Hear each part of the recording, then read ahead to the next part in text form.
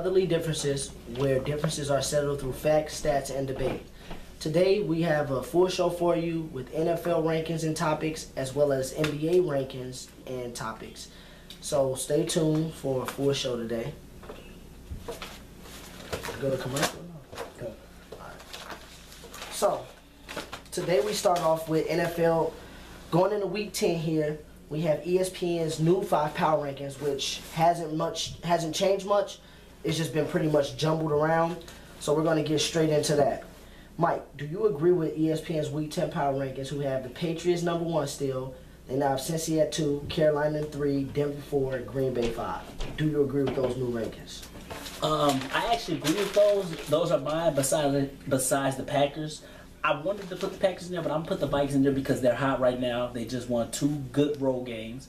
Even though it was against terrible division opponents, but I still think they were key wins for the Vikings because they're not that good on the road.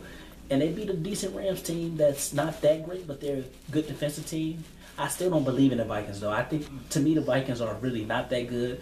They're winning off defense, of course. Their offense is terrible, and if they do make the playoffs, they will be out in the first round.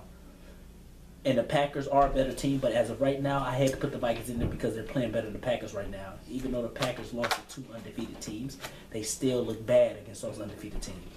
So I put the Vikings in there for now, but I think the Packers are still a better team in the long run. I would agree. You know, my top 5 is the same as yours. Not to copy this dude. I have not copied this dude at all, people.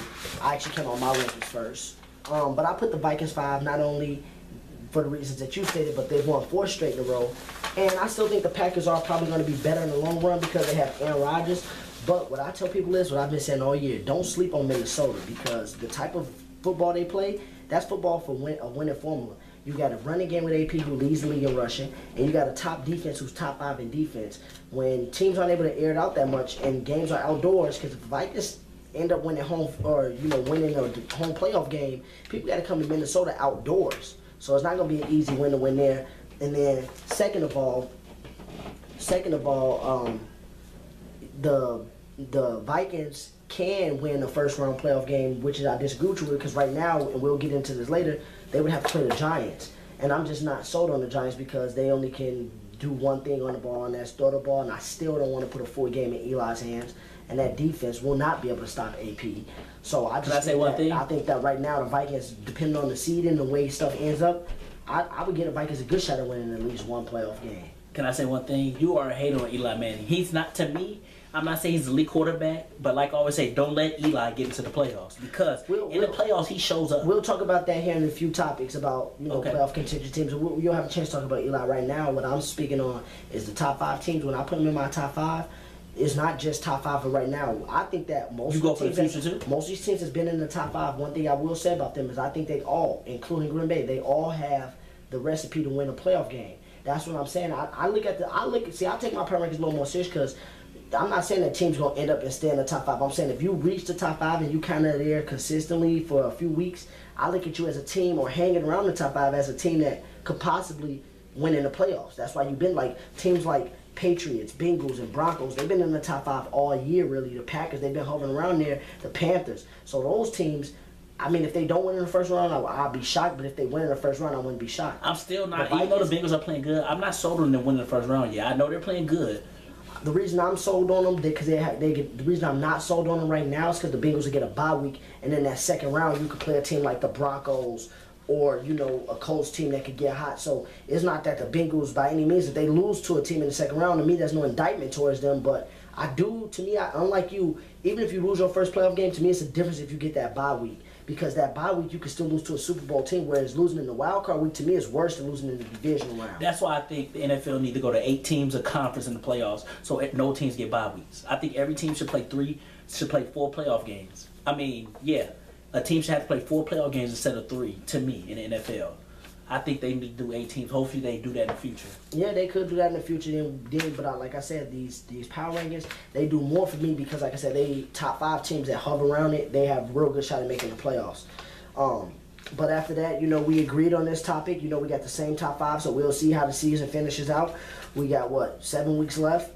But let's move on to another topic because the second half of the season, we already know how the first half went for the Colts. They started off 3-5. It was pretty rough. They 1-0 in the second half, but after Sunday's 27-24 win versus the Broncos, the Colts received another devastating blow, losing quarterback Andrew Luck for the next 2 to 6 weeks with an abdominal/kidney injury. The Colts looked like they was just getting everything starting together after Sunday's win. How do you think this will affect the Colts, who are actually 2-0 without Andrew Luck this season? How do you think, if he has to miss the next if he has to miss close to 6 weeks, how do you think this would fare for the Colts? See, like you just said, the Colts was starting. I think they was really starting to find themselves, because I know they lost to the Panthers, but at the end of that game, their offense was clicking. This game, Andrew Luck looked good, and they beat an undefeated Denver team who just beat the undefeated Green Bay Packer team. Even though Denver was on a roll, they still should have beat Indianapolis, because Indianapolis has been playing bad. But I think after that Carolina loss, Indianapolis was finding herself. I think this is a blow to the Colts, losing their best player. And I know they 2-0 without him, but he did play the Texans and the Jaguars. And I know you're going to say Luck played the Titans and that was his only win, but still, I would rather have Andrew Luck as a quarterback than Hasselbeck, because I guarantee if he's out a month, he'd probably go 1-3. They're not beating the Falcons tomorrow. When do they play the Falcons? The Colts actually have a bye week.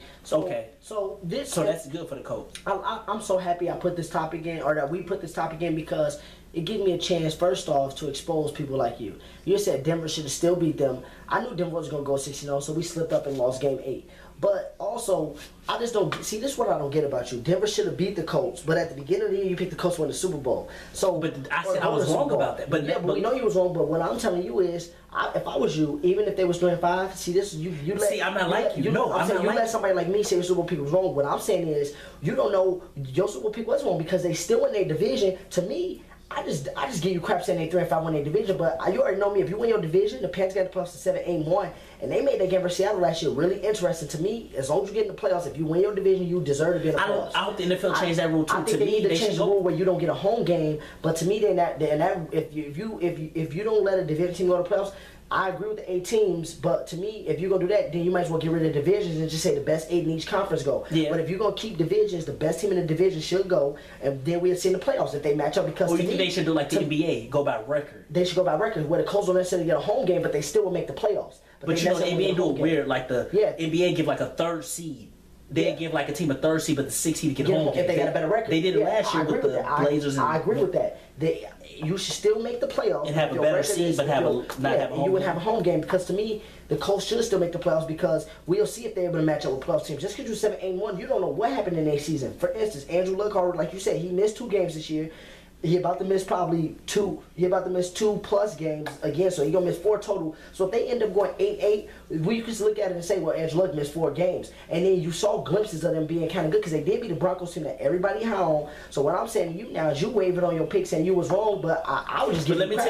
But you're not necessarily wrong, because the Colts can still. To me, it's all about seeding. If the Colts seed up and they don't have to meet New England in the second round, New England have to meet a team like the Broncos or a defensive team like the Jets, and they lose, then that could get a Coastal Avenue to get there if they could get past Denver or the. But let me tell you this: I'm not like you. Like you.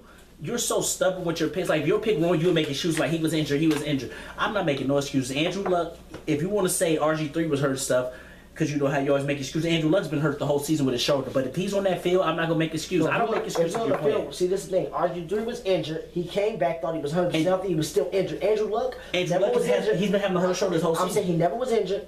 He got injured in the game. They said that his shoulder, the doctors even on the team was saying the shoulder wasn't separated, and that's why they're investigating now to see if the Colts was lying about injury reports recording to Andrew Luck, pertaining to Andrew Luck. So that's what I'm saying. If you're not coming back from an injury, like when AP came back early, people thought he wasn't ready, but he showed he was ready. To me, RG3 was never ready. That's what I say about RG3. He was never ready, and you had opponents even saying that RG3 wasn't the same way from his rookie year. People were saying that they might. Why would people say that? People played against him. They were saying they felt he wasn't as explosive as he once was.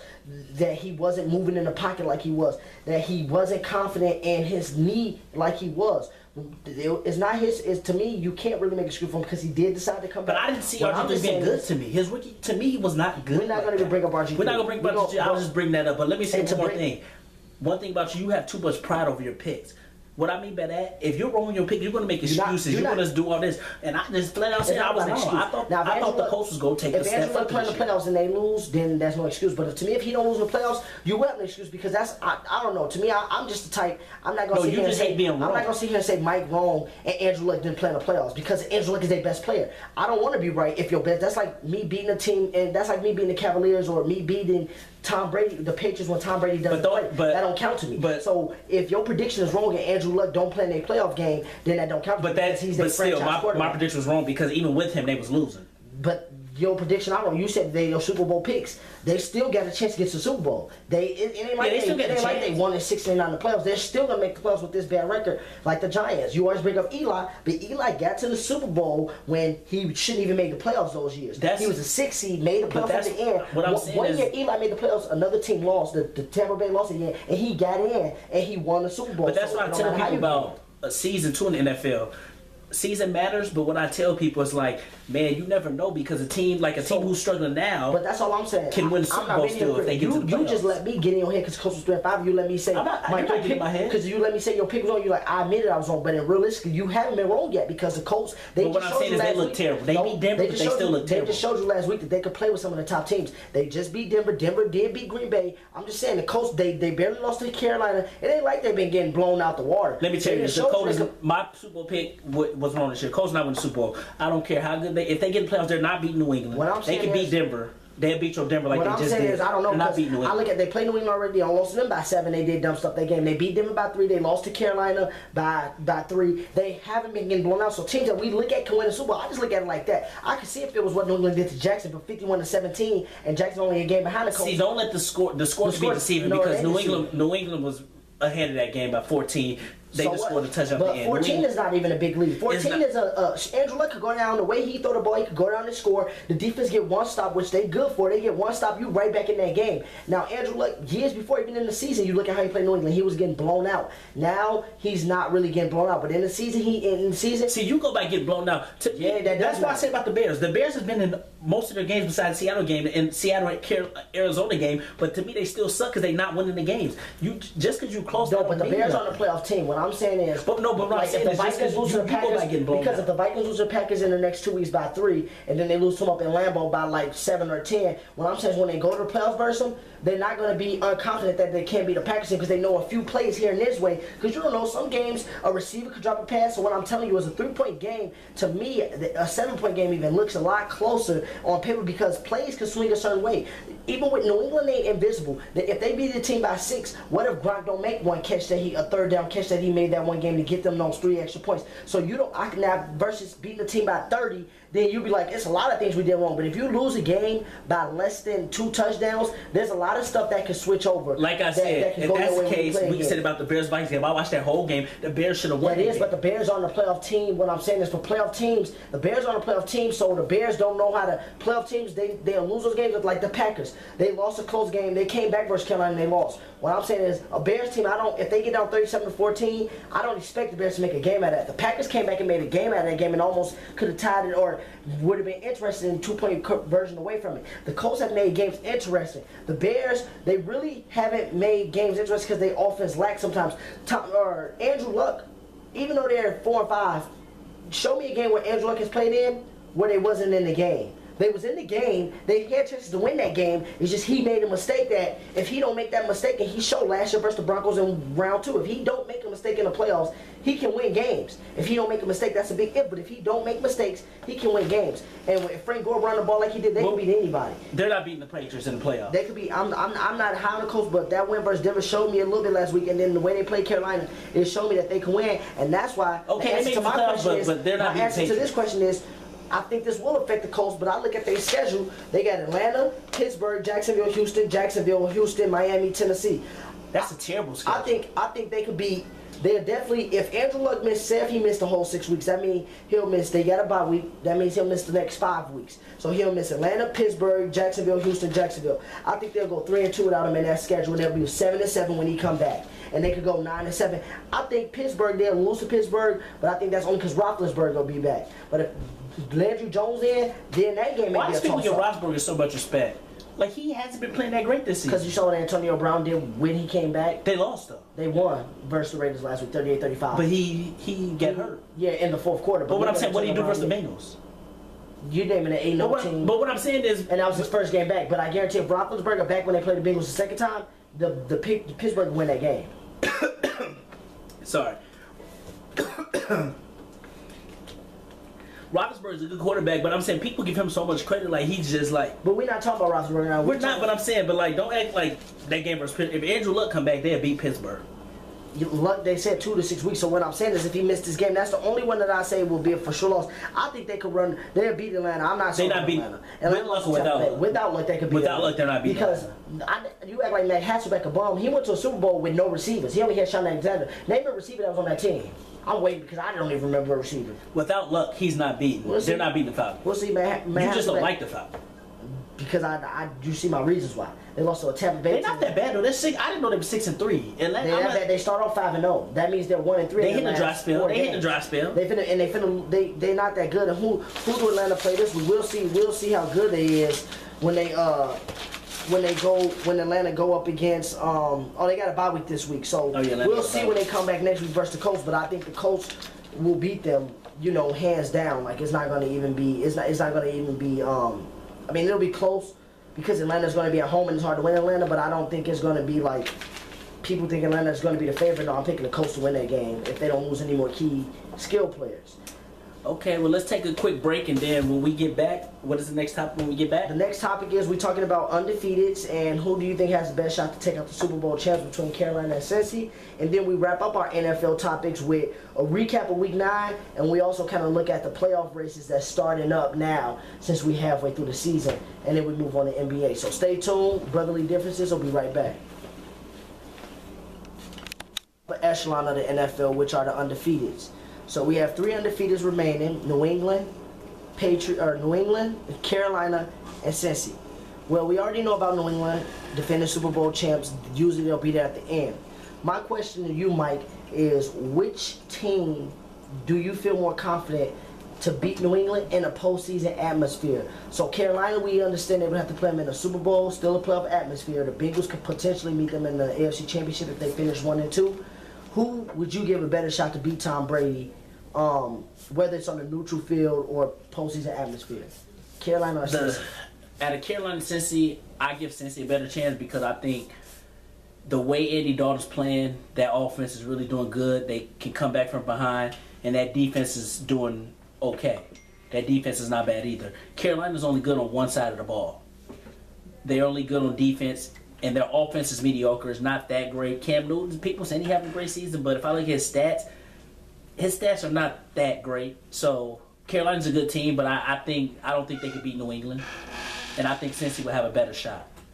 See, this is one of the first topics of the show that we're going to disagree on today because I like what Cincy doing, but I also look at you say that the Panthers are one-dimensional. I challenge you to see where they're one-dimensional because the Bengals was losing to the Seahawks 24-3, and everybody know how limited the Seahawks offense is. The Bengals came back. To me, if you get down on New England 24-3, you're not going to come back because you're going to keep scoring, but Tom Brady's not going to not keep scoring, which is why I get a Panthers a better shot because I think if Tom Brady did beat a team like the Panthers, it'll go down to the wire because you're not going to go up on them 24-3 because you even saw what Aaron Rodgers did. You're not throwing on that secondary like that. They allow under 5 yards per pass play, which is the best in the NFL. And then on the offensive side of the ball, we understand that Cam Newton's not throwing for 300 to 400 yards a week. But one thing I tell people what Cam Newton does is he's finding when they 3rd and 7 and they need 7 yards, he gets it somehow. When they need to run the ball, he gets it. Last week he had 3 touchdowns and 1 pick and a rushing touchdown. He had 4 total touchdowns.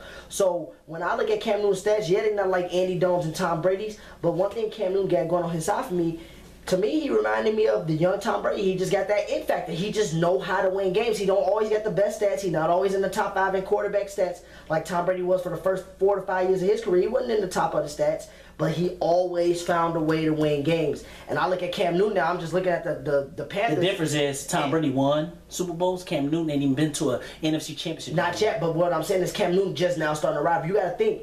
Cam Newton, the people forget that even though the Patriots were on 3 when Tom Brady took over, the Patriots still had one of the best quarterbacks. Drew Bledsoe at that time was still one of the top offensive quarterbacks in the league with a nice defense. But they started the season on 3. That was just a bad season starting off. But the Patriots that year, won. They was favored to win the AFC East that year when it was a 5-team division. They just happened to start off on 3 like this Colts team. That's what I'm telling you. When teams start to get rolling, it's not a shocker to me. Unless it's like this Bears. The Bears, nobody picked them to be good. But if the Bears was like 8-0 right now, that'd be a shocker to me because everybody picked them to be 5-11. Some teams that start off bad, like this Colts team, it's not surprising to me that they're doing good because people predicted them to be good. That 0-1 New England team, yeah, they start off on 3, but people picked them to win that AFC Championship. If they wouldn't have made a quarterback change, they wouldn't have made We don't know that. We don't know that, but what I'm saying is the experts got it wrong that year too, because they picked New England to win that division in 0-1, because that's when the Colts was in that division. They picked New England to win that division that year with the Jets, Bills, Colts, and Dolphins, and New England just happened to get off to a bad start. But you look at that division, the Colts still made the playoffs that year with a 9-7 record. They lost to the Jets 41-0. But back then, 3 wild cards team could make it because of only 3 divisions. I'm just saying. What I'm telling you is starting off on 3. To me, people always say that team was that bad. Sometimes the culture changes is needed like that. It may be needed, but what I'm telling you is with Cam Newton, he not winning. Nobody's sitting on a winning level, but I'm talking about the Panthers without Cam Newton, they would not be good. They wouldn't be good. He's making them good, and without the Bengals, we don't know about Andy. We don't know what Andy done without the Bengals because we see sometimes they mediocre with them. This year, yeah, they happen to excel. But what I'm looking at is also last year on Monday Night Football. You saw the Panthers in Carolina, they beat New England on Monday Night Football. 2 years ago. But versus last time Cincy went up to New England, when Cincy was good on Sunday Night Football, New England blew them out. So that's all I'm saying. With Cam Newton's defense and Cam Newton's impact to the win, and what Cam Newton, I think this year he's taking this game to another level.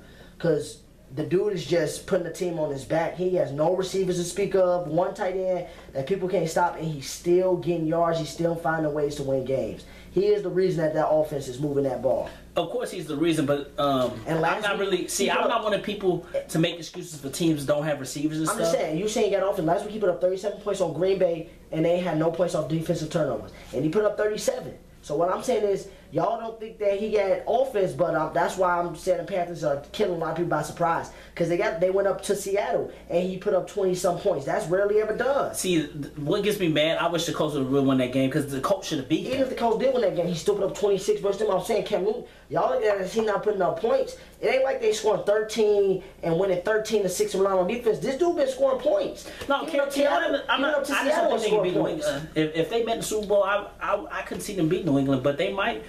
Carolina's a good team, but they're a little shaky to me. I don't know. They're a little shaky to me. Now we talk about shaky and we talk about good teams. Let's talk about the playoffs, where most teams in there are all good. Because, only 6 teams out of the 32 or 12 teams out of 32 make it. So as of last week, some things got shaken up. Denver lost, so it kind of made things a little bit easier in the AFC, where we know who get the bye week. The NFC is starting to get a little bit more jumbled up because the Packers and Vikings are tied, but the Packers still own all the tiebreakers. So right now, based on Week 9's games and Week 10 and, the future for the season coming up, how do you see these playoff races playing out? Right now in the AFC, we would have the Patriots and Bengals with the bye week. The Jets would be at Broncos. Bills would be at the Colts.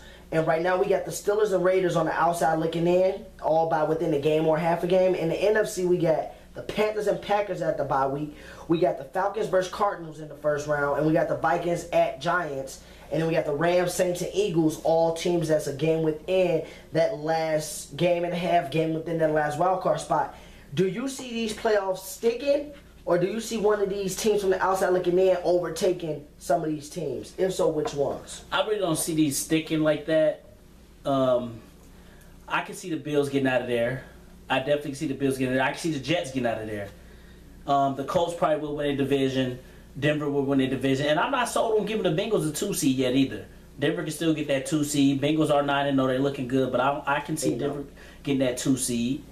In the NFC, Packers and Vikings go fight for that division, but I think Packers will come on top. We'll see when Romo gets back what happens, but I still think the Giants will win the division. But you never know. Like you said, when Romo gets back, they can win the rest of their games and win that division. And Falcons and Cardinals, I may see that sticking. I may see Falcons and Cardinals standing there. Panthers is probably going to get the #1 seed, and I see Seattle sneaking in there. I would agree with you for the most part. I think the Bills or the Jets, one of them going to fall out for a few reasons. First off, they both still got to play New England, and they still got to play each other, which means that you possibly are going to have 2 more losses under your belt, which has already put you at 6, and then you really can't trust these teams because one week the Jets lose to a team like the Raiders. They get blown out by the Raiders. Not saying the Raiders are a bad team, but you know, Steelers beat the Steelers all 5-4. I think the Steelers are going to get in over one of them two just based on schedule and who they got to play.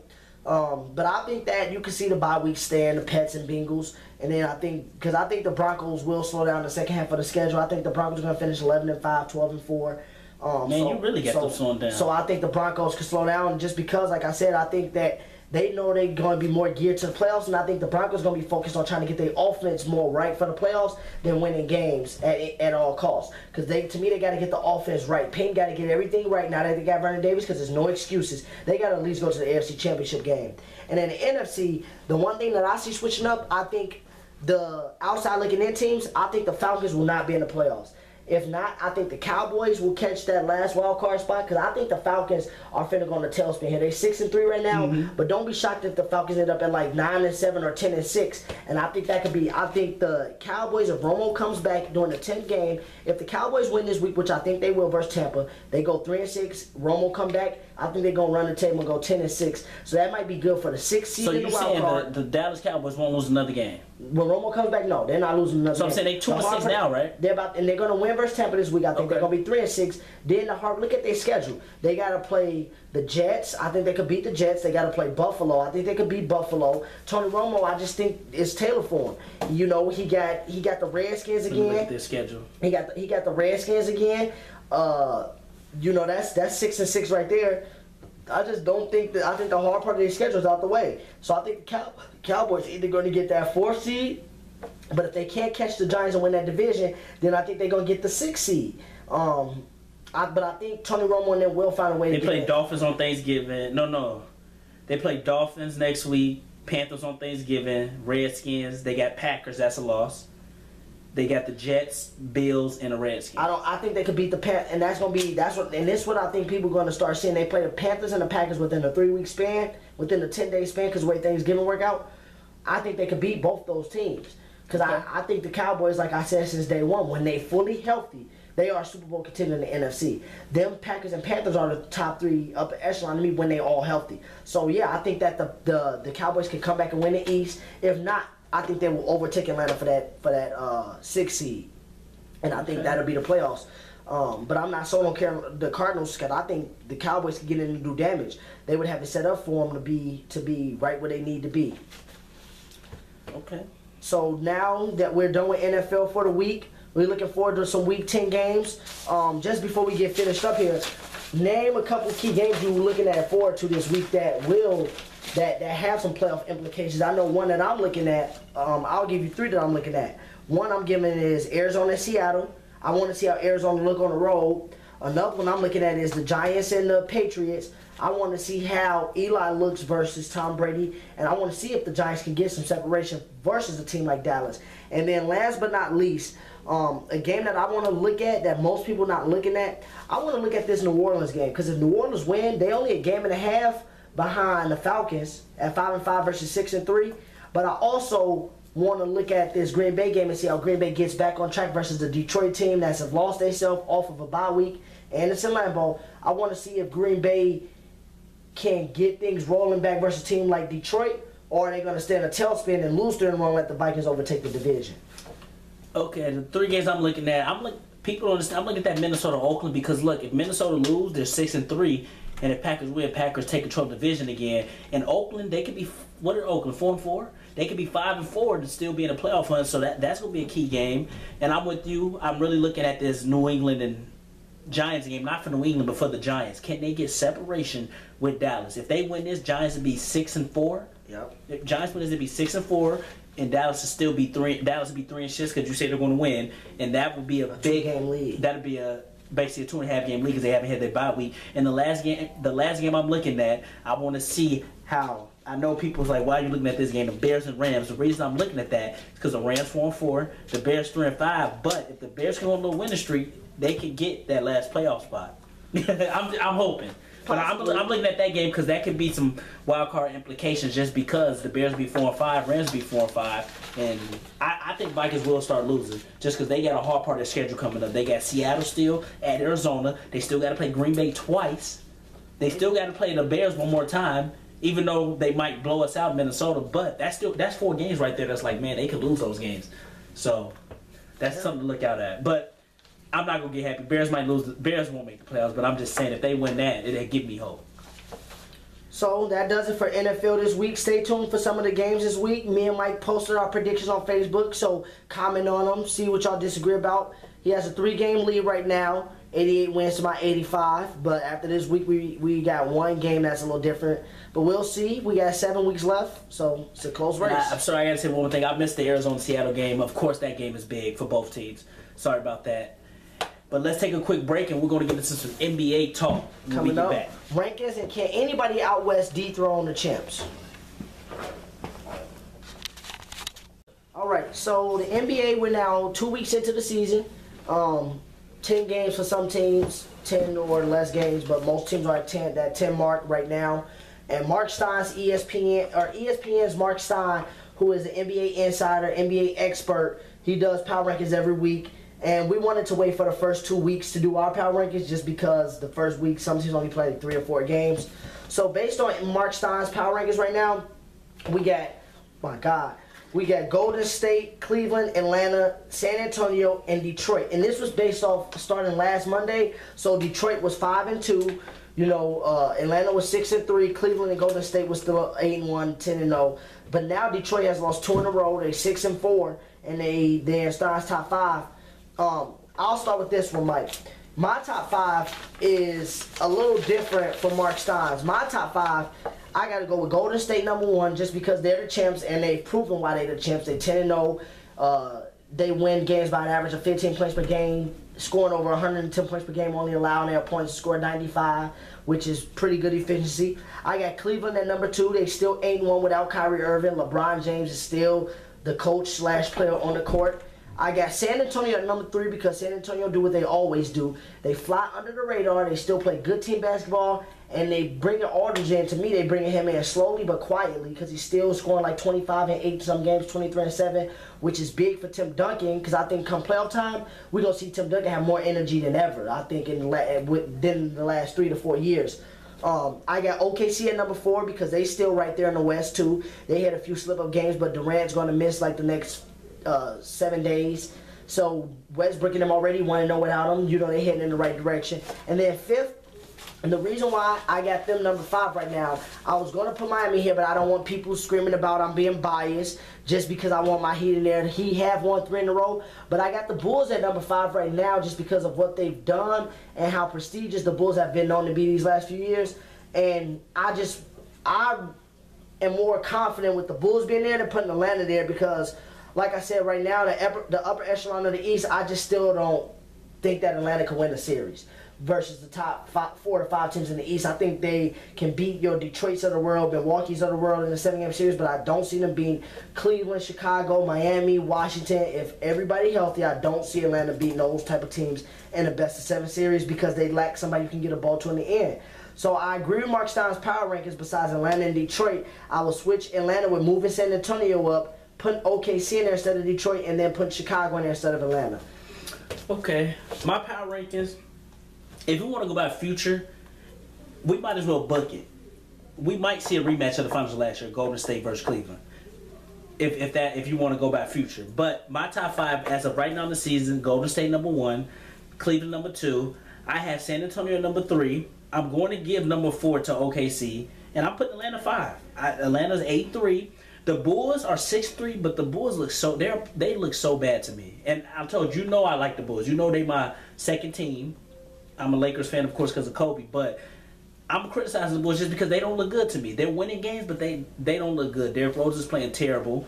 Paul Gasol's playing soft. To me, the only one who's playing good, Jimmy Butler's playing decent to me. He's their best player now. And I know a lot of Bulls fans, my family Bulls fans, are going to get on me for getting on the Bulls, but I'm just being realistic. So I'm not putting the Bulls in top 5. I'm putting Atlanta over them.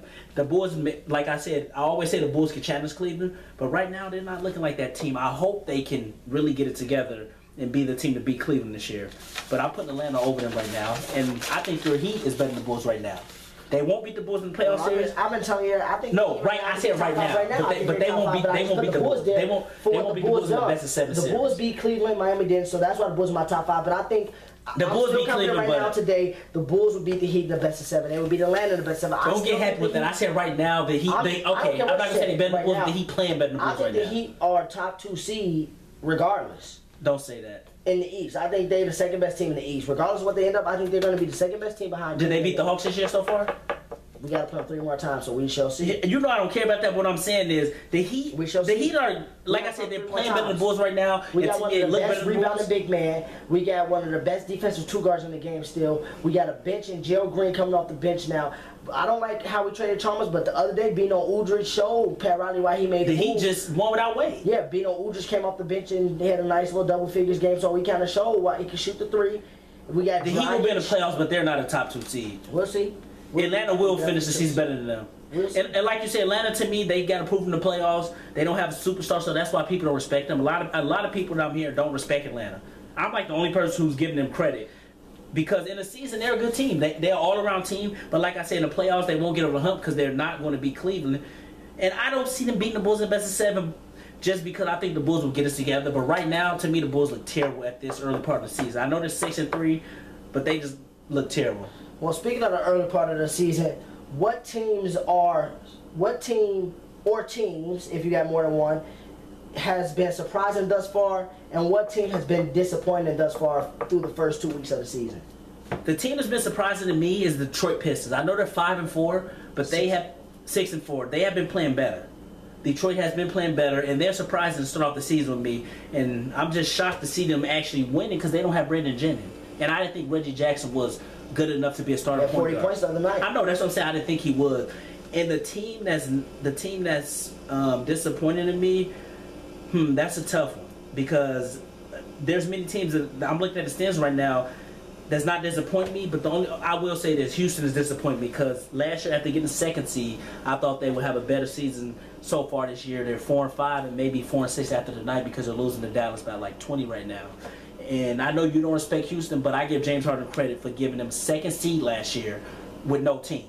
See, and I knew you was going to go that way with most disappointing, but the reason that's why I kind of tailored this question there because the Houston's not disappointing to me because I still think they're going to make the playoffs, but last year I told you they overachieved to me because of injuries that happened in the NBA. I never thought they was a 2nd seed because everybody was injured. So what they doing to me right now, it kind of fits. But they didn't be a good team in the Clippers last year? You don't think they get respect for that? I don't respect the Clippers like most people do. Oh, you respect and I got people to prove. Ask my roommate Joe, ask Leo. Last year I told people, if the Spurs weren't hurt, I don't respect the Clippers. But I'm saying, you give the Spurs respect. Clippers beat them. The Spurs was injured. I say injuries. Who was injured the Spurs last year? Kawhi Leonard had missed. He played, didn't he? No, he played in the series, but I'm saying he didn't play for the season. If you play, I'm not gonna make that excuse and say you was injured. Tony Parker here just came back. Ginobili was injured. Kawhi Leonard was injured. Did they play? Nobody was injured. The Spurs. They played. They wasn't 100%. That's what I meant to say. And it wasn't. They rushed back for the playoffs. They never gave themselves time to heal. You don't understand that when players aren't supposed to play and they say, well, I'm gonna just suck it up for the playoffs. Yeah, they're playing, but they're not playing like they used to play. Because to me, if they play the Spurs how the Spurs played versus the year they beat the Heat the 2nd time, when they met the Heat the 2nd time, the Clippers wouldn't have had no shot. They would have got swept, if not probably 4-1. The fact that the Spurs went to 7 with the Clippers showed me that the Spurs wasn't the right type of team. Because what the Clippers do in the next round, I told people I wasn't sold on them. And then the next round, it was a 3-1 versus a weak Rockets team that only has 1 score, and then lost the next 3 games. And then what did Golden State do to the Rockets in the conference finals? Made an example out of them. They had 1 game where they lost, but other than that, no other game was closer than like 15 points. They got blown out every game. Actually, no, game 2 was close. Houston should have won that game 2, but James Harden tried to do one-on-one, got double team in the. You remember Curry and top game 2 was close, but then they got blown out game 3 in Golden State. But the majority of that series they got blown out. Besides 2 out of the 6 or 5 games they got blown out. In game 4 though, James Harden, what he had 45. Yep, and on the best defensive team. And what he do in game 5? He shot like 1 for 12 and had, or like 3 for 12 and had like 12 turnovers. Real quick, let's get to the question though. Who's your most impressive and who's your? Yeah, and so what I'm telling you is most disappointing or most surprising. What I would have to say the Pistons or the Pacers. And for me, with the Pacers, it's because they gave up both their big man, and right now they still one of the best defensive teams in the league. With moving Paul George to the 4. I got some stats here. Paul George is right now, he leads the team in rebounds, in points, and assists right now. He's second in the team in assists behind George Hill. George Hill averages 4.9 assists. Paul George averages 4.6 assists. And the Pacers are 6-1 in their last 7 games. And the Pacers only lost to Cleveland by 4. And Paul George now. But don't say that, because don't forget they don't have Kyrie either. I mean, what I tell people is the Kyrie thing is not that big of a deal to me, because Paul George, one thing I like about Paul George, not only is he a big time scorer, he'll guard the best player on the other team. And Kyrie's not the best player though. I said Paul George. I'm saying he guards LeBron. LeBron's the best player. He guards the LeBron James. Him and LeBron was going at him on Sunday. And he became liking LeBron up some. LeBron struggled. LeBron killed him. Look at his shooting percentage though. When LeBron played against Paul George, even when LeBron was with the Heat, he didn't get points with ease like he did versus other other teams. So what I'm saying is Paul George can play both sides of the ball, and when you got a player like that can take over games, I'm surprised versus them. With the Pistons, I'm also surprised versus the Pistons, because the Pistons are doing some things, like you said, Reggie Jackson averages 22 points per game. Drummond is averaging 19 points a game, and he's averaging 19.6 rebounds per game. That's unheard of. 19.6 rebounds per game right now, and I don't see that slowing down, because the other day, even though Cousins outplayed him, he out-rebounded Cousins. He had 19 and 14, Cousins had 33 and 9. But Cousins showed like he the best in the league. And Morris, I like that pickup. Morris is a nice scorer. He can play the 3/4. Okay. I like him. So the Pistons are surprising to me. And like you said, Jenny's not even in here. They talking about he'll be back around Christmas. So I think if they go 1-2 with Jennings and Jackson in the starting lineup together, that's going to be dangerous, because you could play Jennings off the ball and Jackson off the ball, which I think Jackson should have did in OKC. He probably would still be there if you would have started him and Westbrook together and moved Westbrook off the ball. Let me look at these standings again quick. He would possibly still be there. My most disappointed team right now, it's a team that I've been big on for the last 3 to 4 years. The Memphis Grizzlies. They are disappointing to me right now. They hold their head on defense. Right now they're allowing 100 points per game, and they only score 91 points per game, which means they're -9 in that category. So you cannot be a playoff team. They're 4-6 right now. They did win last night by 1 versus a Portland team who's in the rebuilding stages, kind of. They just acquired Chalmers for Udrih, so hopefully that helped them. But last year they were a top 4 seed, and this year they've already lost 4 of their 5 losses have been by double digits. They lost to Cleveland by 36, and they lost to Golden State by 50. I think that team needs to get blown up some way, somehow, because the defense ain't working for them no more, because they allow more points than they score, which isn't what they do. And last but not least, they had a 50-point loss at home to Golden State.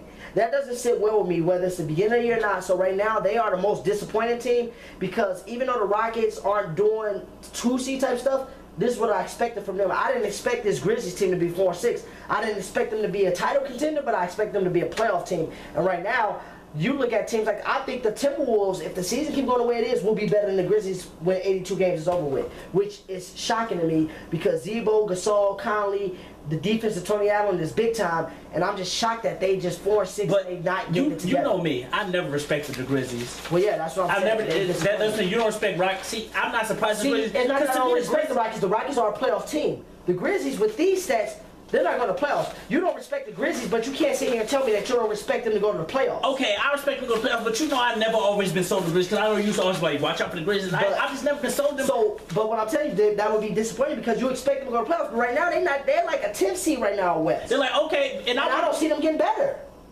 Okay, yeah. Unless they blow that team. But I think the Rockets are more. I think the Rockets to me are more disappointing. That's why I put them as my team, because to me the Rockets are better than the Grizzlies. The Rockets will be in the playoffs though. So, what do you think? Coming to this year, did you think the Rockets were going to be a top 4 seed? I thought Rockets would be 4. I think I picked them as 4. I didn't like last year. I think they was a 2nd seed. So they could still be 4 seed. And I would put Grizzlies at the low 7 or 8. But right now the Grizzlies not even in the playoffs. Yeah, but that'll change around. I don't know if that'll change, because I think it will. You got teams. This is the beginning of the season.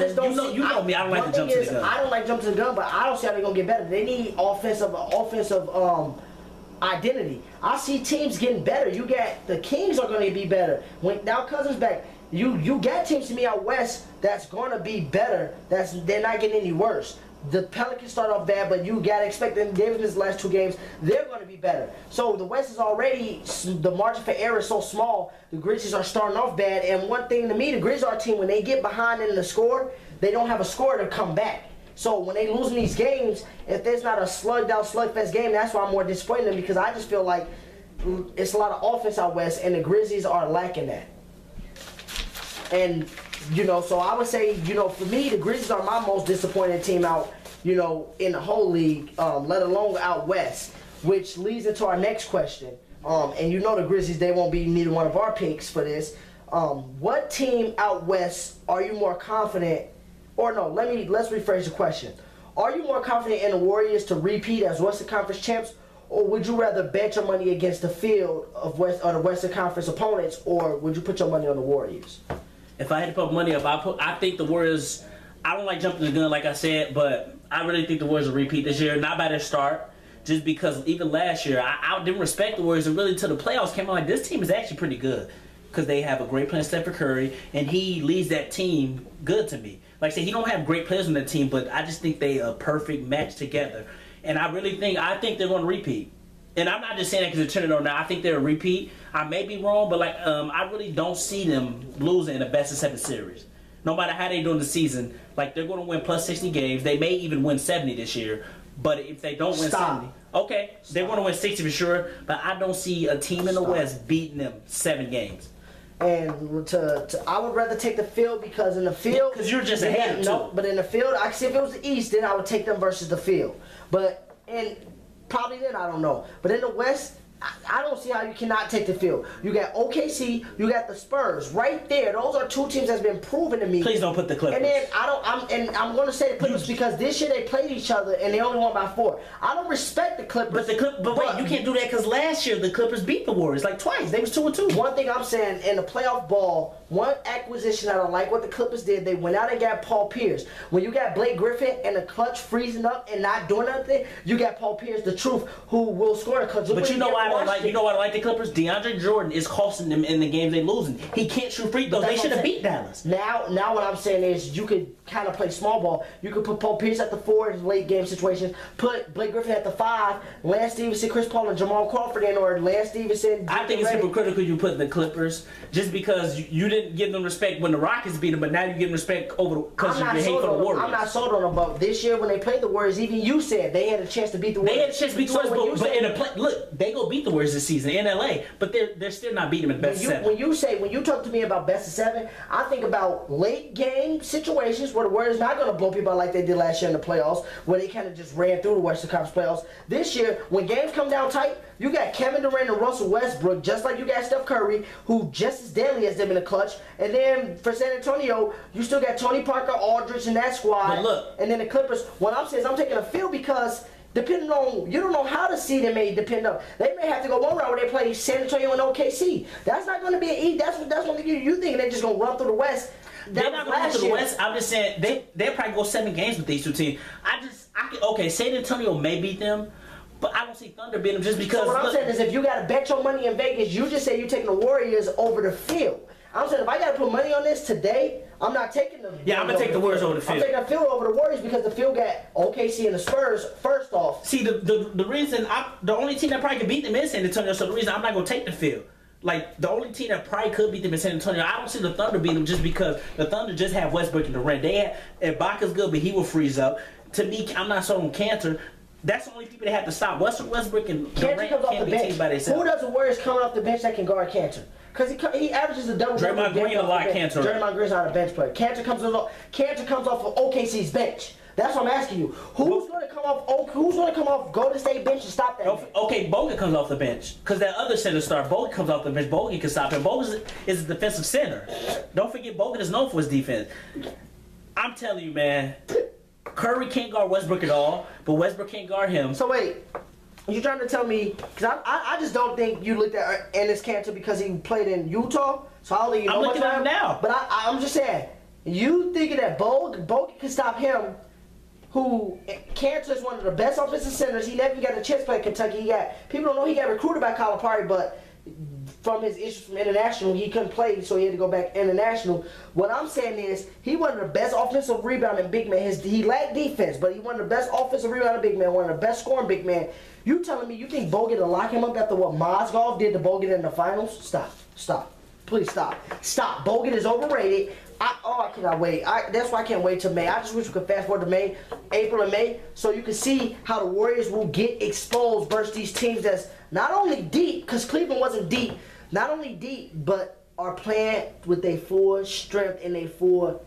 See, one thing about you, we always argue about the Cleveland. 1 minute you would say LeBron can't crack, he didn't have a team. Then 1 minute you say they're not deep. He didn't have a team, but what I'm saying is he didn't have a team. But sometimes you'll say he has a team. Just because your team isn't deep doesn't mean you don't have a good team. That's where you're getting it wrong at. What I mean by deep is you bringing up the Warriors like they just totally unbeatable. What I'm saying is the reason why the Warriors to me beat the Cavs because Steve Kerr did what a coach should do. Steve Kerr played with like 3 to 4 different lineup combinations where David Blatt was dumb enough. He didn't even play Shawn Marion in that whole series. Because coaches are stubborn. No, it ain't about being stubborn. He was stubborn. That's why Steve Kerr was holding up the trophy and Blatt wasn't. Because you know why? You don't even play Shawn Marion for. He good for at least. Let me tell you this. I agree with you. LeBron team was deep enough.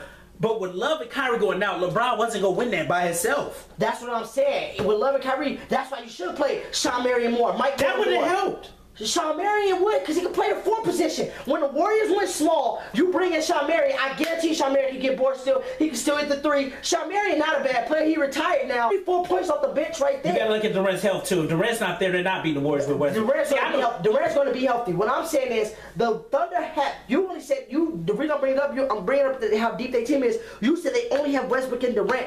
What I'm telling you is Deion Waiters be getting them 20 off the bench.